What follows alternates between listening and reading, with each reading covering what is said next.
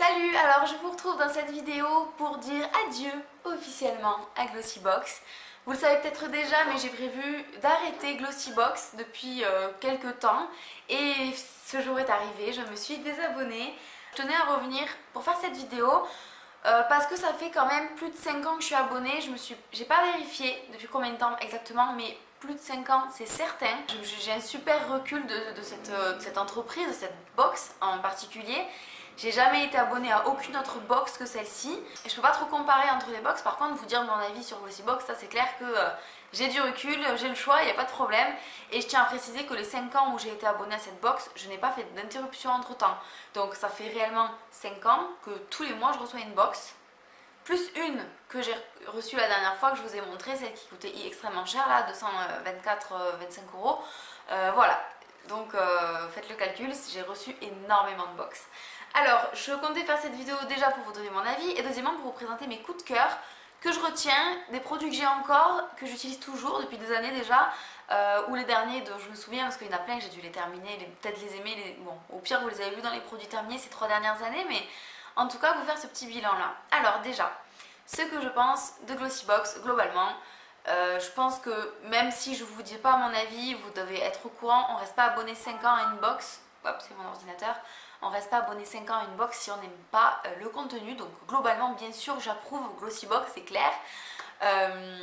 C'est une box qui est pas chère parce que bon, au début elle était moins chère que ça mais c'est un petit peu augmenté. Bon voilà, 15,50 € par mois.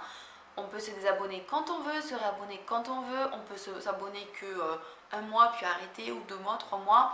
Il y a des formules qui fait qu'on peut payer 3 mois d'un coup et c'est moins cher que, ou en tout cas les frais de port sont différents. Voilà, il y a des avantages, ou 6 mois ou 1 an. Voilà, c'est quand même une box qui est bien. C'est une box beauté, il y a très peu d'accessoires, mais de temps en temps. Maintenant c'est une box qui est un peu plus, en tout cas de plus en plus tournée vers le bio. Je trouve qu'il y a de plus en plus de produits qui sont bio, ou alors non testés sur les animaux. Il y a cet effort là qui est fait au niveau des marques. Il y a des marques de luxe, il y a des marques bas prix, il y a des marques connues, inconnues, il y a vraiment de tout et ça je trouve ça bien au niveau des produits beauté. C'est clair qu'il n'y a pas de produits random, de t-shirts, de machin, voilà, ce genre de choses on va pas les retrouver dans la box, mais si vous voulez une box uniquement beauté et soins, ben, vous allez avoir votre compte. Les box sont de mieux en mieux équilibrées au niveau des produits, on a vraiment de tout à chaque fois. Voilà, les reproches par contre que je pourrais faire, c'est qu'ils se sont souvent foutus de nous entre guillemets en nous mettant en ne respectant pas les 5 produits, en ne respectant pas les goodies. Ils nous ont aussi des fois eu avec le fait que la box coûte 15,50 €. Le but est qu'on ait un contenu plus important que ça. Et de temps en temps, voilà, les contenus, le prix des produits n'était pas en rapport. Mais c'est quand même pas une majorité, donc c'est pas ce qui va teinter négativement la marque. C'est arrivé surtout récemment, une fois où j'ai fait une vidéo, j'ai marqué arnaque parce que c'était vraiment une grosse blague. Mais c'est pas arrivé à chaque fois. Il y a des fois où on est vraiment étonné parce que pour 15 € d'achat, on a pour 70 € voire 80 € de produits. Des fois ça va à des sommets. En moyenne c'est une cinquantaine d'euros le contenu de la box. Autre chose dans les points négatifs que j'ai oublié de dire, c'est qu'au niveau du profil beauté, il n'est pas forcément respecté. Ou en tout cas, il s'arrange pour être tellement large que tout va bien, quoi. On a bon, déjà de plus en plus de produits qui sont pour tout le monde, donc c'est tout type de peau, s'adapte à toutes les carnations, blablabla. Bon voilà, comme ça au moins ils ne se prennent pas le chou. En fait, on remplit un profil beauté dans lequel on demande les types de cheveux, le type de peau, les goûts et tout ça, pour nous orienter les produits et qu'on ait des choses qui nous plaisent.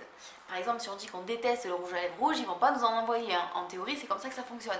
Si on dit qu'on est blanc de peau comme moi, ils vont pas nous envoyer des produits, des crèmes teintées qui sont teinte numéro 4. Ben voilà, ils vont pas faire des choses comme ça en théorie. Mais bon, c'est un détail et c'est des gouttes d'eau au bout de 5 ans. Donc, globalement, si vous voulez tester une box beauté, je vous la conseille réellement.